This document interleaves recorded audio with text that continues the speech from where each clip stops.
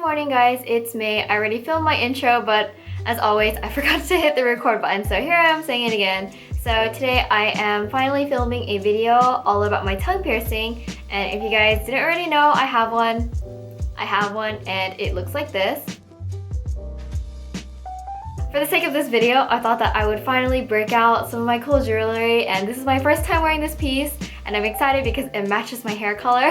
I have a list of things that I'm going to touch up on in this video. So I'm going to talk about, the pain, healing, and caring for your piercing, why I got the piercing, and how you should deal with like the negativity of a tongue piercing. So yeah, let's get started. Yeah, so this is just my experience about my tongue piercing. Obviously everyone's different. Yeah, so if you're going to do some body modification, don't just take advice from one person. Do a lot more research before you come to a conclusion about what you think about the piercing or modification or whatever. So I got my tongue piercing back in May, I think. A tongue piercing takes about a month to fully heal in general, and that's how long it took for me, which is amazing because that's like the shortest healing time that you could ever possibly wish for. So that's what really pushed me into getting one, because I was like, wow, the healing time is so fast. I mean, I don't really have a reason to not get the piercing, so I just did. What else? So first off, of course, I'm going to talk about the pain, and I wish I could say that this was my most painful piercing, but honestly it wasn't. It was actually my tragus, and if you guys haven't noticed already, it has rejected, which I will tell you guys about later at the end of the video, some piercing updates, because I have gotten some new ones and had some reject. So I will tell you guys about that after I talk about my tongue piercing. So this was the second most painful piercing that I ever had. Yeah, I'd say this was definitely like a 10 out of 10. It was painful. Like, not only was it fucking insane, it was so scary because like they sit you in like a secluded area and you're just waiting for it to happen, and you look at the needle. Don't look at the needle. You look at the needle, it's huge. And it's scary. It's really scary. I hate needles. Despite all the piercings that I have, I hate needles, and it's really scary. So if you get a tongue piercing, don't look at the needle. Yeah, it was extremely painful. I mean, the tongue is a thick muscle, obviously, so it's nothing like getting an ear piercing or any other piercing that I can imagine. Yeah, you can really feel it going through there. It's exactly how you would imagine having a needle shoved through your tongue. It feels exactly like what it is, and it's very unpleasant, but pain lasts only a second, and the piercing will last you a lot longer than that. So it's definitely worth it if you think it's cool. For most people, your tongue will swell. First, they pierce it with a really awkwardly long barbell, and you have to be careful when you're eating or anything so that you don't bite on it because it'll hurt. They do that to accommodate for the swelling of the tongue, because it's gonna swell because it's angry. And so immediately afterwards, I had a lot of trouble talking. My tongue was in so much pain. It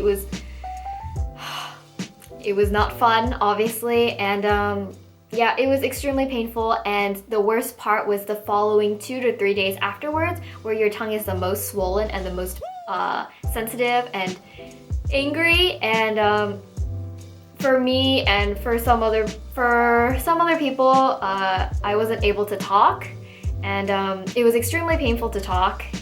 So I couldn't, and I couldn't eat either, and it was so painful to drink anything. I didn't want to drink anything either, but you have to. And when the first 2 to 3 days, it's best for you to drink a lot of iced water to calm down the swelling. And yeah, I was really, really hungry for the first 2 days. I was super hungry because I couldn't have anything like of substance. you want to obviously be careful with acidic things, and you can't have spicy things either, and you can't smoke or drink alcohol. And if you guys do weed, you know, it's cool. They just say to make sure to thoroughly like clean your mouth afterwards. And you also want to stay away from dairy, because the bacteria from the dairy can actually, you know, do bad shit to your piercing. So, you know, you just want to stay away from that when you first get it pierced. And right, so kissing, sex, you know, all that stuff, you want to not do that for a month, because, you know, you don't want any bacteria happening up in there. By the 4th day, I was moving towards like thicker consistency liquids, and by then maybe you can have applesauce.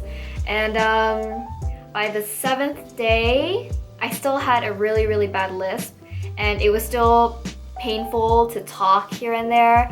But I remember I was starting to incorporate bits of solids in my diet, so I was able to eat porridge back at home.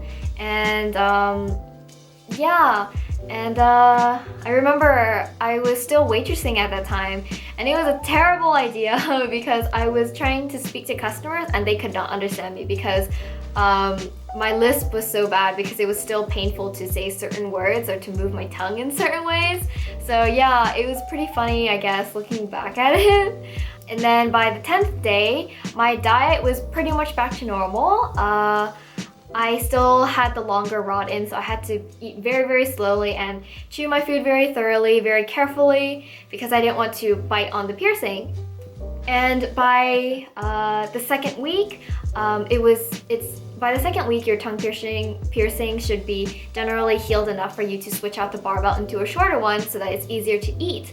So I drove down to the piercer, got some piercings while I was there, and then bought a shorter barbell. And I just put it in, and I let it heal for the rest of the 2 weeks until the month was over, and it was super easy sailing. So about care and aftercare,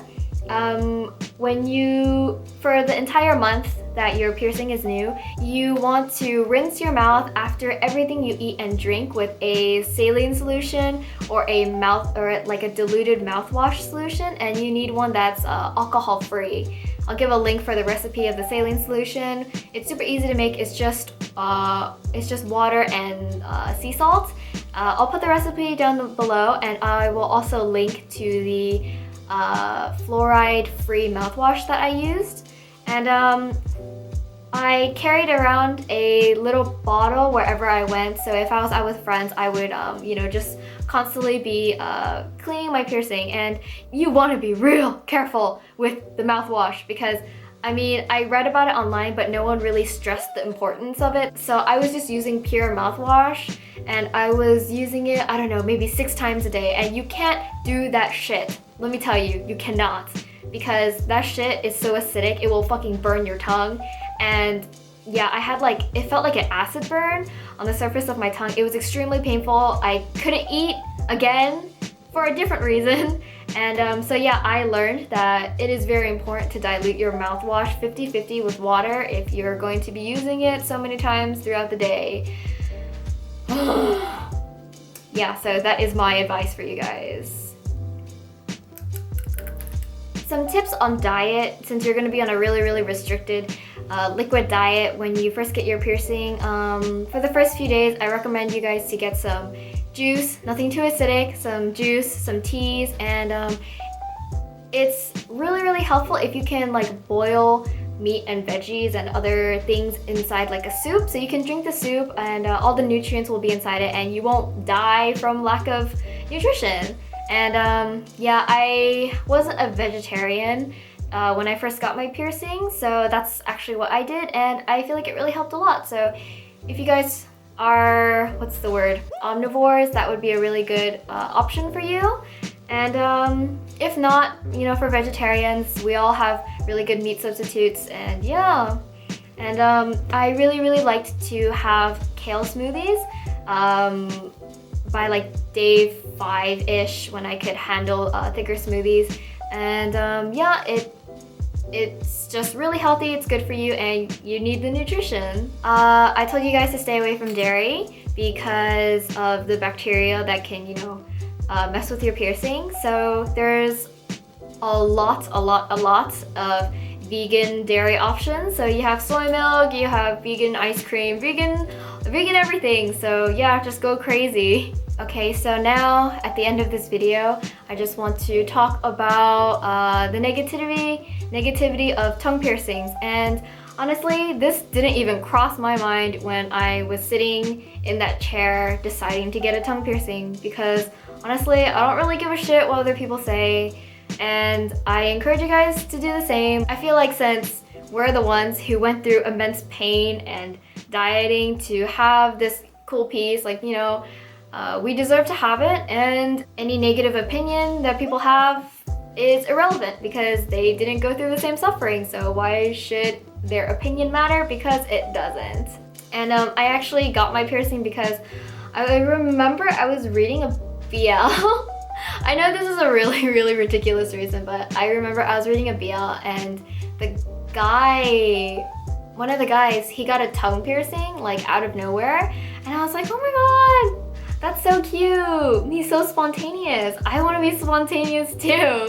So I just went and got a tongue piercing. And yeah, for the first like 2-3 days when I was suffering, I really regretted it. But now that it's all over and done with, I feel great about my tongue piercing. I'm happy I have it, and if anything were to happen to it, I'd be really sad, and I'd definitely go get it redone.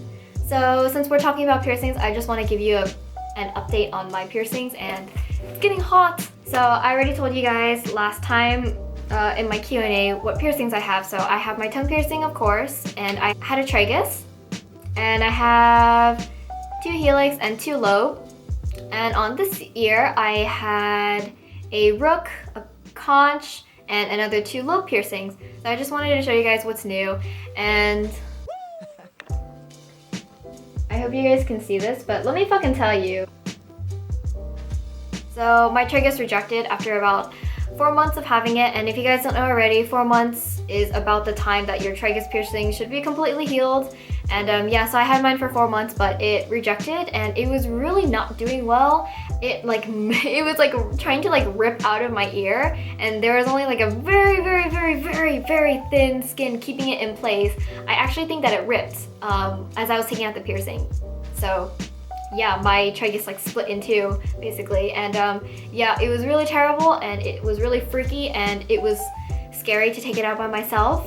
But yeah, I took it out, and basically what I found out is that not only did my shit ass piercer pierce it in the wrong place, it was pierced too shallow and not deep enough. He also used the wrong jewelry. He used a curved barbell, and I was told this by another piercer that generally tragus piercings need to be pierced with something with a flat back, like a stud or a ring. Yeah, so I had a curved barbell, and so yeah, I left a really shitty review on Yelp, and I don't remember the name of the piercing parlor right now, but it will be down here, so I will warn you guys, those in the LA area, do not go to this piercing parlor. Save your ears, save your money. And I just wanted to show you guys some new piercings that I got on this ear to fill the void of my tragus. So I just got 1 helix up here, and it's not that impressive, it's just like a normal helix.